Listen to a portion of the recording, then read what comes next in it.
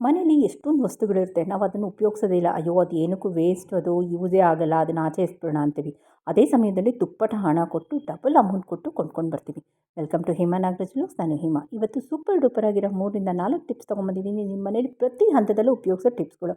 ಹುಳಿ ಆಗಿರೋ ಇಡ್ಲಿ ಹಿಟ್ಟು, ದೋಸೆ ಹಿಟ್ಟು ನೀವೇನು ಮಾಡ್ತೀರಾ ಅಂತ ನನಗೆ ಕಮೆಂಟ್ ಸೆಕ್ಷನಲ್ಲಿ ಹಾಕಿ, ಓಕೆನಾ? ಮತ್ತು ನಿಮ್ಮ ಮನೇಲಿ ತುಳಸಿ ಗಿಡ, ರೋಸ್ ಗಿಡ ಮತ್ತು ತರಕಾರಿ ಸೊಪ್ಪು ಏನಾದರೂ ಪಾಟ್ ಹಾಕಿದರೆ ಹುಳ ಬೀಳ್ತಿದೆಯಾ, ಎಲೆಗಳು ಉದುರ್ತಿದೆಯಾ, ಹಣ್ಣು ತರಕಾರಿ ಏನೂ ಬರ್ತಿಲ್ಲ, ಹೂವು ಏನೂ ಬರ್ತಿಲ್ಲ, ಮತ್ತು ಇಂಪಾರ್ಟೆಂಟ್ ಆಗಿರೋದು ಗ್ಯಾಸ್ನ ಯಾವ ರೀತಿ ಸೇವ್ ಮಾಡೋದು ಅಂತ ಇವತ್ತಿನ ವೀಡಿಯೋಲಿ ನಾನು ಜೊತೆ ಶೇರ್ ಮಾಡ್ತಾಯಿದ್ದೀನಿ. ವೀಡಿಯೋ ಎಲ್ಲಿ ಸ್ಕಿಪ್ ಮಾಡಿದೆ ದಯವಿಟ್ಟು ಫುಲ್ ವೀಡಿಯೋ ವಾಚ್ ಮಾಡಿ ಅಂತ ಹೇಳ್ತೀನಿ. ಇಲ್ಲಿ ಕುಕ್ಕರ್ಗೆ ನಾನಿಲ್ಲಿ ತೊಗರಿಬೇಳೆ ಸಾಂಬಾರು ಅಂದರೆ ಬೇಳೆ ಸಾರು ಮಾಡ್ತಾಯಿದ್ದೀನಿ. ತೊಗರಿಬೇಳೆನ ಹಾಕ್ಬಿಟ್ಟು ರುಚಿಗೆ ತಕ್ಕಷ್ಟು ಉಪ್ಪು ಹಾಕ್ಬಿಟ್ಟು ಒಂದೇ ಒಂದು ಸ್ಪೂನ್ ಅಥವಾ ಫೋಕ್ನ ಇಡ್ತಾಯಿದ್ದೀನಿ. ಇದರಿಂದ ನಮಗೆ ಬೇಳೆ ಬೇಯೋ ಜೊತೆಗೆ ಗ್ಯಾಸ್ ಕೂಡ ಸೇವ್ ಆಗುತ್ತೆ. ಈ ಟಿಪ್ನ ನಿಮ್ಮ ಮನೆಯಲ್ಲೆಲ್ಲ ಫಾಲೋ ಮಾಡಿ ಅಂತ ಹೇಳ್ತಾ ಬನ್ನಿ ಇದನ್ನು ಕೂಗ್ಸಕ್ಕೆ ಹೋಗೋಣ. ಸ್ಟವ್ ಮೇಲೆ ಇಟ್ಬಿಟ್ಟು ಇದು 3 ವಿಷಲ್ ಕೂಗೋಷ್ಟೊತ್ತಿಗೆ ಎಷ್ಟು ಚೆನ್ನಾಗಿ ಬೆಂದಿರುತ್ತೆ ಮತ್ತು ಟೈಮ್ ಸೇವಿಂಗು ಅಷ್ಟೇ, ಗ್ಯಾಸು ಸೇವ್ ಆಗುತ್ತೆ. ನೋಡಿ, ನಾನು ಸ್ಪೂನ್ ತೆಗೆದಿದ್ದೀನಿ, ಅಂದರೆ ಫೋಕ್ನ ತೆಗೆದಿದ್ದೀನಿ. ನಿಮಗೆ ಬೇಳೆ ಮುಟ್ಟು ತೋರಿಸ್ತಾ ಇದ್ದೀನಿ ಎಷ್ಟು ಚೆನ್ನಾಗಿ ಮಸ್ತಿದೆ ಅಂತ. ಸೊ ನಿಮ್ಮ ಮನೆಯಲ್ಲೆಲ್ಲ ಈ ವಿಡಿಯೋನ ಮತ್ತು ಈ ಟಿಪ್ನ ದಯವಿಟ್ಟು ಫಾಲೋ ಮಾಡಿ ಅಂತ ಹೇಳ್ತಾ, ಆದಷ್ಟು ನಿಮ್ಮ ಫ್ರೆಂಡ್ಸ್ಗೆ ಫ್ಯಾಮಿಲಿಗೆ ಶೇರ್ ಮಾಡಿ ಅಂತ ಹೇಳ್ತಾ ಇನ್ನೊಂದು ಟಿಪ್ಗೆ ಹೋಗೋಣ.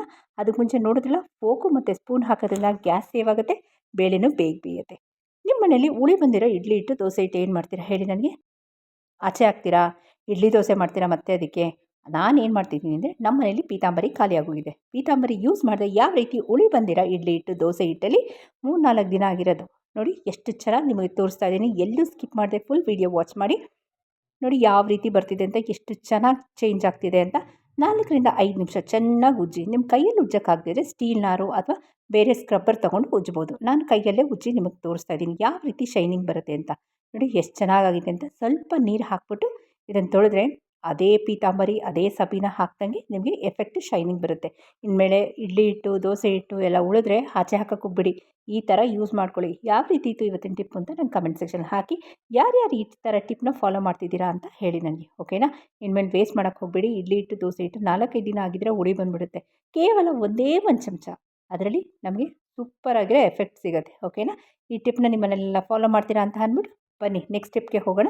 ನಿಮ್ಗೇನು ಅನಿಸ್ತು ಅಂತ ನಾನು ಕಮೆಂಟ್ ಸೆಕ್ಷನ್ ಹಾಕಿ. ಮಾತ್ರೆ ಕವರ್ ಎಲ್ಲರ ಮನೇಲೂ ಇದ್ದೇ ಇರುತ್ತೆ.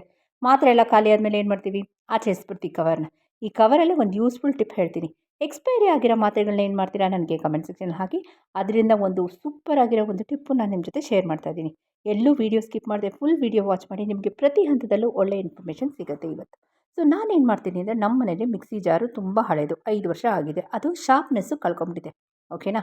ಇದನ್ನು ತೊಗೊಂಡಿದ್ದೀನಿ. ಇದ್ರ ಜೊತೆ ಒಂದು ಸ್ಪೆಷಲ್ ಆಗಿರೋ ಒಂದು ಐಟಮು ಹಾಕ್ತಾಯಿದ್ದೀನಿ. ಏನು ಅಂತೀರಾ?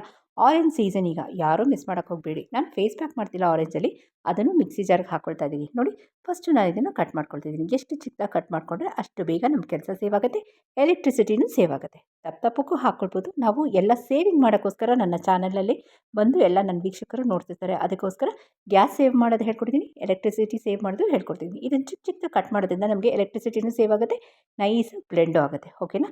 ಇದು ತೊಗೊಂಡು ಯೂಶಲಿ ಆಚೆ ಎಸ್ಬಿಡ್ತೀವಲ್ಲ ಮಾತ್ರೆ ಕವರ್ನ, ಎಸಿದೆ ಈ ಥರ ಯೂಸ್ ಮಾಡ್ಬೋದು. ಇದನ್ನು ಸ್ಕ್ರಬ್ಬರಾಗೂ ಯೂಸ್ ಮಾಡ್ಬೋದು. ಯಾಕಂದರೆ ಆ ಕಡೆ ಸ್ವಲ್ಪ ಒರಟಾಗಿದೆ ಆ ಪೇಪರು. ಸೊ ಅದನ್ನು ಸ್ಯಾಂಡ್ ಪೇಪರ್ ತರ್ತಿರಲ್ಲ, ಆ ಸ್ಯಾಂಡ್ ಪೇಪರ್ ಏನೇನು ಕೆಲಸ ಮಾಡುತ್ತೋ ಈ ಟ್ಯಾಬ್ಲೆಟಲ್ಲಿ ನೀವು ಆ ಥರ ವರ್ಕ್ ಮಾಡ್ಬೋದು. ಸ್ಯಾಂಡ್ ಪೇಪರ್ ಥರ ಈ ಥರ ಸಣ್ಣಕ್ಕೆ ಹೆಚ್ಕೊಳ್ತಿದ್ದೀನಿ.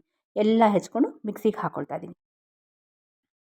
ರಿವರ್ಸ್ ಬ್ಲೇಡ್ ಇದೆಯಲ್ಲ, ರಿವರ್ಸ್ ಮಿಕ್ಸಿ, ಅದನ್ನು ಹಾಕ್ಕೊಳ್ತಾ ಇದ್ದೀನಿ. ಈ ಮಾತನ್ನು ಉಪಯೋಗಕ್ಕೆ ಬರುತ್ತೆ, ಅದನ್ನು ಪಕ್ಕಕ್ಕೆ ಇಟ್ಕೊಳ್ಳೋಣ, ಓಕೆನಾ? ಬನ್ನಿ ಇದನ್ನು ಮಿಕ್ಸಿಗೆ ಹಾಕ್ತೀನಿ. ಇದು ತರ್ತರಿಯಾಗಿ ಆಗಬೇಕು ನನಗೆ. ಈ ತರ್ತರಿಯಾಗಿ ಆದಮೇಲೆ ಆರೆಂಜ್ ಸಿಪ್ಪೆ, ಈಗ ಆರೆಂಜ್ ಸೀಸನ್ ಇರೋದ್ರಿಂದ ದಯವಿಟ್ಟು ಆರೆಂಜ್ ತಿಂದ್ಬಿಟ್ಟು ಸಿಪ್ಪೆನ ಆಚೆ ಹಾಕ್ತೀವಿ ಅಥವಾ ಫೇಸ್ ಪ್ಯಾಕ್ ಮಾಡೋಕ್ಕೆ ಹಾಕ್ಕೊಳ್ತೀವಿ. ಅದು ಬದಲು ಈ ಥರ ಮಿಕ್ಸಿನ ಯಾವ ರೀತಿ ರಿಪೇರಿ ಮಾಡೋದು 5 ಪೈಸಾ ಖರ್ಚಿಲ್ಲದೆ ಅನ್ನೋದು ತೋರಿಸ್ತೀನಿ. ಇದೆಲ್ಲ ಸ್ವಲ್ಪ ಸ್ವಲ್ಪ ತರಿ ಆದಮೇಲೆ ನಾನು ಇದಕ್ಕೆ ಆರೆಂಜ್ ಹಾಕ್ಕೊಂಡಿದ್ದೀನಿ. ಒಂದು ಆರೆಂಜ್ ಸಿಪ್ಪೆ ಹಾಕ್ಕೊಳ್ಳಿ. ಹಾಕ್ಕೊಂಡು ಈ ಥರ ತರ್ತರಿಯಾಗಿ ಬ್ಲೆಂಡ್ ಮಾಡ್ಕೊಳ್ಳೋಣ. ಇದರಿಂದ ಏನಾಗುತ್ತೆ ಅಂದರೆ ಸಖತ್ ಶಾರ್ಪಾಗಿ, ಕೈ ಇಟ್ಟರೆ ಕೈ ಕುಯ್ಕೊಂಡು ಹೋಗಬೇಕು, ಅಷ್ಟು ಶಾರ್ಪಾಗಿ ಆಗುತ್ತೆ ನಿಮ್ಮ ಬ್ಲೇಡು. ಅಕಸ್ಮಾತ್ ಬ್ಲೇಡ್ ಏನೋ ಸ್ಟಕ್ ಆಗಿದ್ರೆ ಅದು ಸಡ್ಲ ಆಗುತ್ತೆ, ಓಕೆನಾ?